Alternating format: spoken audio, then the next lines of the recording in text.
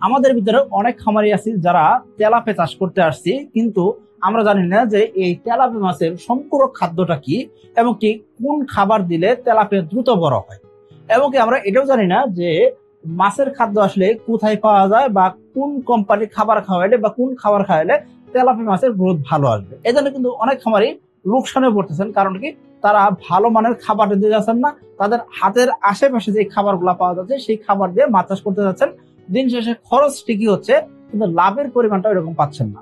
তো আমরা আজকে আলোচনা করার চেষ্টা করব যে আপনি একজন তেলাপিয়া চাষী হলে সেক্ষেত্রে কিভাবে আপনি সম্পূর্ণ খাবার তৈরি করতে পারবেন, অথবা সম্পূর্ণ খাদ্য কিভাবে কিনে নিয়ে আসতে পারবেন, এবং কি কোন খাবার কোথায় পাবেন সেই সম্পর্কে আজকে জানার চেষ্টা করবো। তো চলুন শুরু করা যাক। এখনো যারা চ্যানেলটিকে সাবস্ক্রাইব করেন নেই, সাবস্ক্রাইব করে দিবেন এবং কি বেল বাটন প্রেস করে দিবেন, যাতে নতুন নতুন যত ভিডিও আসে সবগুলো দেখতে পারেন। দেখেন, আপনি যখন তেলাপিয়া চাষ করতে যাবেন সেক্ষেত্রে আপনার দুইটা জিনিস খেয়াল করতে হবে, খুব ইম্পর্টেন্ট দুইটা জিনিস। সেটা হলো কি, একটা নার্সারি পুকুর আর একটা হলো চাষের পুকুর। নার্সারি পুকুরে যখন আপনি মাছগুলো থাকতে তখন বেবি অবস্থায় আছে, ছোট মাছ আছে।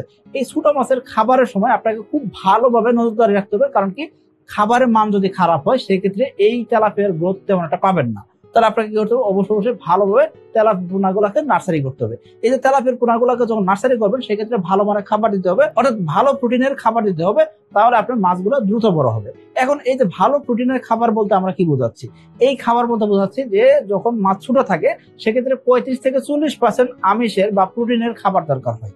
এই যে 35-40% প্রোটিনের যে খাবার দরকার আছে সেই খাবারটা আমাদের কি করতে হবে, অবশ্যই আমাদের কিনা খাওয়াইতে হবে। এই জায়গায় আমরা বানায় খাওয়াবো না। বানায় যদি খাবার খাওয়াই সেক্ষেত্রে আমাদের মাছের গ্রোথ এরকম পাবো না, অথবা মাছের পেট ফোলার রোগ হইতে পারে, অথবা দেখবেন কি আপনার 10,000 মাছ ছাড়ছেন, প্রতিদিন 5টা 10টা 50টা করে মাছ মারা যাচ্ছে, কারণ কি আপনার মাছ সঠিকভাবে খাবারগুলো গ্রহণ করতে পারতেছে না। আপনার মাছের বদহজম হচ্ছে, অথবা আপনার মাছের পেট ফুলে যাচ্ছে। এই জন্য বলবো, যখন আপনার মাছগুলো নার্সারি পুকুরে থাকবে সেক্ষেত্রে আপনি কি করবেন, কমার্শিয়াল ফিড বা বাণিজ্যিক ফিড বা কিনা খাবার আপনি খাওয়াবেন। আশা করি বুঝতে পারছেন। তো আপনার মাছ যখন ছোট থাকবে সেক্ষেত্রে প্রথম পাউডার ফিড খাবে, তারপর 0.5 অর্থাৎ সরিষার দানার মতো যে খাবার আছে সেটা খাবে, তারপরে কি খাবে, তারপর 1 mm খাবার খাবে, অথবা 0.8 মিলি খাবার খাবেন, তারপর 1.2, তারপর 1.5, এভাবে খাবার খাইয়ে আপনি মাছগুলোকে নার্সারি কমপ্লিট করবেন। কতদিন আপনি মাছগুলোকে নার্সারি পুকুরে রাখবেন? 1 থেকে 1.5 মাস, অর্থাৎ 45 দিন পর্যন্ত আপনি মাছগুলোকে নার্সারি পুকুরে রাখবেন। নার্সারি পুকুরে মাছগুলো রাখলেন, রাখার পর আপনি মাছগুলো মোটামুটি ভাবে 30-40 পিসে যখন কেজি আসলো তখন আপনি কি করবেন, আপনি লালন পুকুরে বা চাষের পুকুরে দিলেন। এখন কি করবেন, কমপক্ষে প্রথম 10 দিন আপনি বাণিজ্যিক ফিড বা কমার্শিয়াল ফিডে খাওয়াবেন। আপনি কি করবেন না, প্রথম দিনই হাতে বানানো খাবার খাওয়ানো শুরু করবেন না।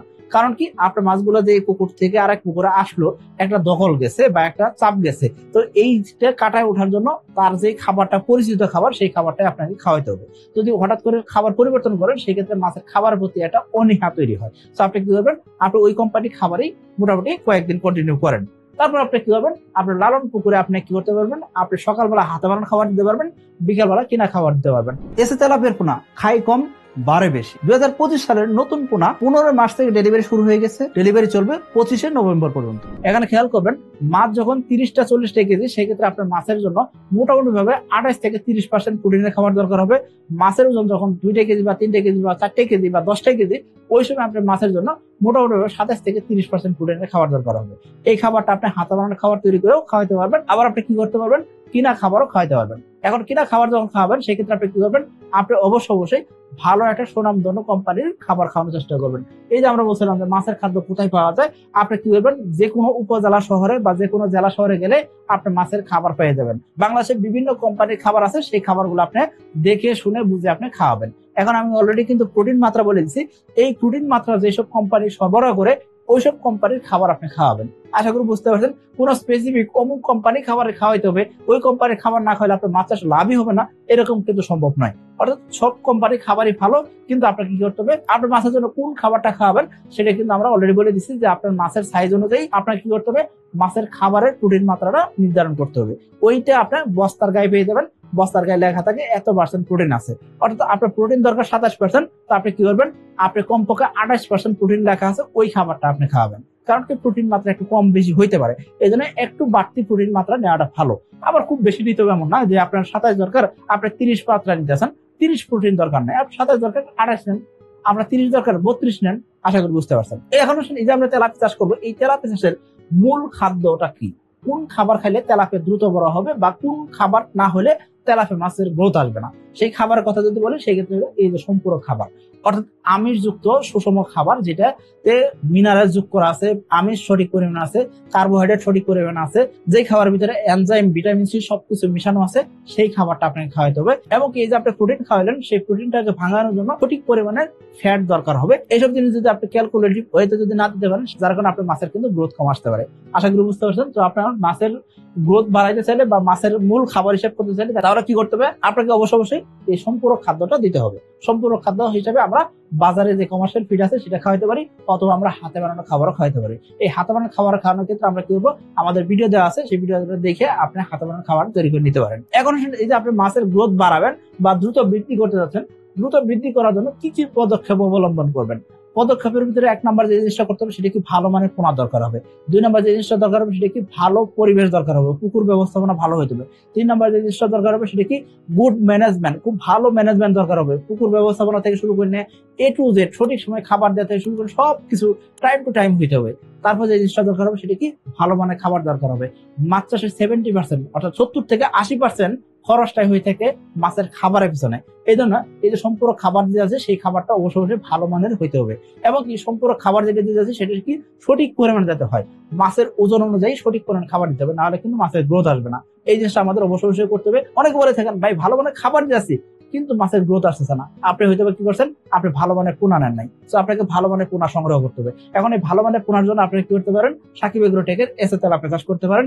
এই তেলাপিয়া খায় কম, বাড়ে বেশি, দ্রুত বৃদ্ধি হয়, যার কারণে অনেক খামারি কি করে থাকেন বছরে 3 থেকে 4 বার পর্যন্ত একই পুকুরে তেলাপিয়া চাষ করে থাকেন।